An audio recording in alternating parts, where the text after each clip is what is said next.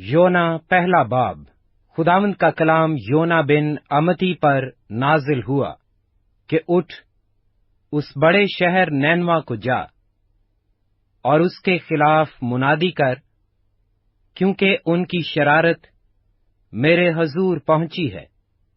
लेकिन योना खुदावंद के हजूर से तरसेस को भागा और याफा में पहुंचा, और वहां उसे तरसेस को जाने वाला जहाज मिला, और वो किराया देकर उसमें सवार हुआ, ताकि खुदावंद के हजूर से तरसेस को अहले जहाज के साथ जाए।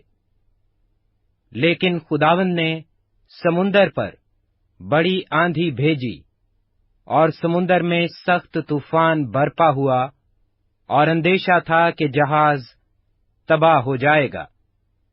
तब मल्लाह हरासान हुए, और हर एक ने अपने देवता को पुकारा, और वो अजनास जो जहाज में थीं समुन्दर में डाल दीं, ताकि उसे हल्का करें। लेकिन योना जहाज के अंदर पड़ा सो रहा था। तब नाखुदा उसके पास जाकर कहने लगा, तू क्यों पड़ा सो रहा है? उठ, अपने माबूद को पुकार, शायद वो हमको याद करे और हम हलाक ना हों। और उन्होंने आपस में कहा, आओ हम कुर्रा डालकर देखें कि ये आफत हम पर किसके सबब से आई। चुनाचे उन्होंने कुर्रा डाला, और योना का नाम निकला। तब उन्होंने उससे कहा, तू हमको बता कि ये आफत हम पर किसके सबब से आई है। तेरा क्या पेशा है, और तू कहाँ से आया है? तेरा वतन कहाँ है, और तू किस कौम का है? उसने उनसे कहा, मैं इब्रानी हूँ, और खुदावंद आसमान के खुदा बहरो बर के खालिक से डरता हूँ। तब वो खौफजदा होकर उससे कहने लगे, तूने ये क्या किया? क्योंकि उनको मालूम था कि वो खुदावंद के हजूर से भागा है, इसलिए कि उसने खुद उनसे कहा था। तब उन्होंने उससे पूछा, हम तुझसे क्या करें कि समुन्दर हमारे लिए साकन हो जाए? क्योंकि समुन्दर ज्यादा तूफानी होता जाता था। तब उसने उनसे कहा, मुझको उठाकर समुन्दर में फेंक दो, तो तुम्हारे लिए समुन्दर साकिन हो जाएगा, क्योंकि मैं जानता हूं कि ये बड़ा तूफान तुम पर मेरे ही सबब से आया है। तो भी मलाहों ने डांट चलाने में बड़ी मेहनत की कि किनारा पर पहुंचें, लेकिन ना पहुंच सके, क्योंकि समुन्दर उनके खिलाफ और भी ज्यादा मुजजन होता जाता था। तब उन्होंने खुदावंद के हजूर गिड़गिड़ा कर कहा, ऐ खुदावंद, हम तेरी मिन्नत करते हैं कि हम इस आदमी की जान के सबब से हलाक ना हों, और तू खूने नाहक को हमारी गर्दन पर ना डाले, क्योंकि ऐ खुदावंद, तूने जो चाहा सो किया। और उन्होंने योना को उठाकर समुन्दर में फेंक दिया, और समुन्दर का तलातुम मौकूफ हो गया। तब वो खुदावंद से बहुत डर गए, और उन्होंने उसके हुजूर कुर्बानी गुजरानी और नजरें मानी।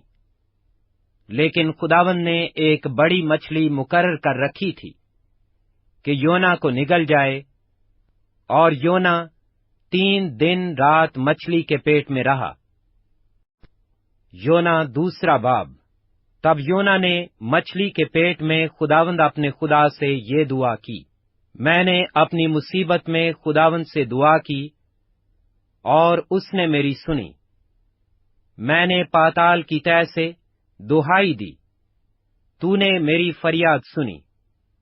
तूने मुझे गहरे समुन्दर की तह में फेंक दिया, और सैलाब ने मुझे घेर लिया। तेरी सब मौजें और लहरें मुझ पर से गुजर गईं, और मैं समझा कि तेरे हजूर से दूर हो गया हूँ। लेकिन मैं फिर तेरी मुकद्दस हैकल को देखूंगा। सैलाब ने मेरी जान का मुहासरा किया, समुंदर मेरी चारों तरफ था, बहरी नबात मेरे सिर पर लिपट गई। मैं पहाड़ों की तह तक गरक हो गया, जमीन के अड़बंगे हमेशा के लिए मुझ पर बंद हो गए। तो भी ऐ खुदावंद मेरे खुदा, तूने मेरी जान पाताल से बचाई।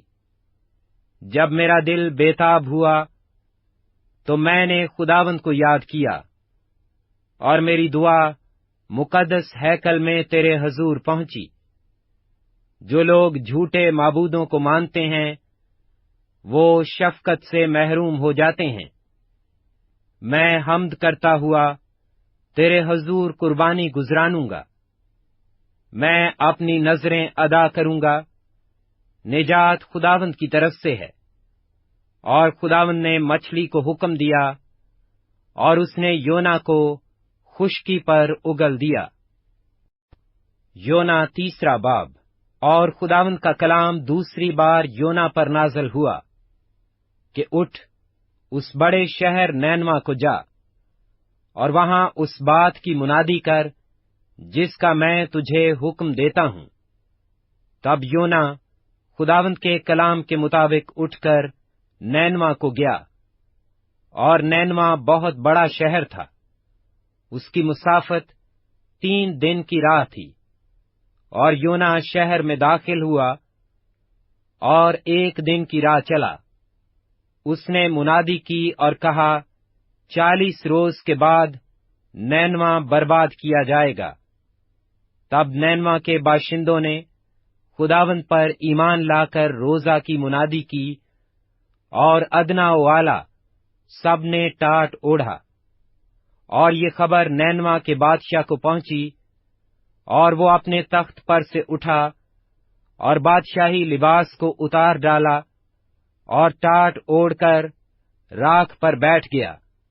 और बादशाह और उसके अरकाने दौलत के फरमान से नैनवा में ये ऐलान किया गया, और इस बात की मुनादी हुई कि कोई इंसान या हैवान, गल्ला या रम्मा कुछ न चखे और न खाए पिए, लेकिन इंसान और हैवान टाट से मुलब्बिस हों और खुदा के हजूर गिरफ्तारी करें, बल्कि हर शख्स अपनी बुरी रविश और अपने हाथ के जुल्म से बाज आए।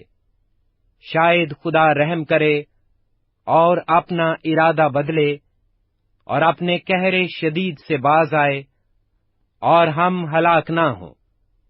जब खुदा ने उनकी ये हालत देखी कि वो अपनी अपनी बुरी रविश से बाज आए, तो वो उस अजाब से जो वो उसने उन पर नाज़िल करने को था बाज आया और उसे नाज़िल ना किया। योना चौथा बाब। लेकिन योना इससे नहायत नाखुश और नाराज हुआ, और उसने खुदावंद से यूं दुआ की कि ऐ खुदावंद, जब मैं अपने वतन ही में था और तरसेस को भागने वाला था, तो क्या मैंने यही ना कहा था? मैं जानता था कि तू रहीम व करीम खुदा है, जो कहर करने में धीमा और शफकत में गनी है, और अजाब नाज़िल करने से बाज रहता है। अब ऐ खुदावंद, मैं तेरी मिन्नत करता हूं कि मेरी जान ले ले, क्योंकि मेरे इस जीने से मर जाना बेहतर है। तब खुदावंद ने फरमाया कि क्या तू ऐसा नाराज है? और योना शहर से बाहर मशरिक की तरफ जा बैठा, और वहां अपने लिए एक छप्पर बनाकर उसके साया में बैठ रहा कि देखे शहर का क्या हाल होता है। तब खुदावंद खुदा ने कद्दू की बेल उगाई और उसे योना के ऊपर फैलाया कि उसके सिर पर साया हो और वो तकलीफ से बचे। और योना उस बेल के सबब से नहायत खुश हुआ। लेकिन दूसरे दिन सुबह के वक्त खुदा ने एक कीड़ा भेजा, जिसने उस बेल को काट डाला और वो सूख गई।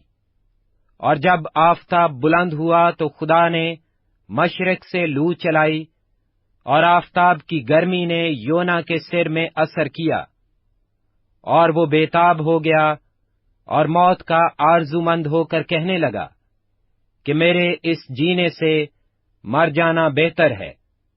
और खुदा ने योना से फरमाया कि तू इस बेल के सबब से ऐसा नाराज है? उसने कहा, मैं यहां तक नाराज हूं कि मर जाना चाहता हूं। तब खुदावंद ने फरमाया कि तुझे इस बेल का इतना ख्याल है, जिसके लिए तूने ना कुछ मेहनत की और ना उसे उगाया, जो एक ही रात में उगी और एक ही रात में सूख गई।